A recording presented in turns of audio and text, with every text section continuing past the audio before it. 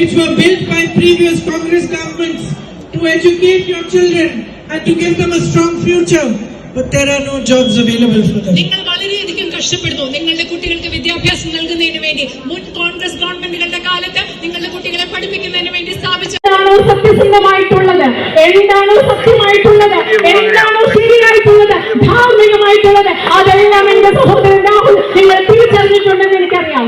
He has walked 4,000 kilometers from Kanyakumari to Kashmir and traveled another 4,000 kilometers from Guwahati to Mumbai to meet you, understand what your issues are, and to fight for democracy and to remind you that this country is united as one. We are one family. We are all sisters and brothers, sons and daughters of this great land called India.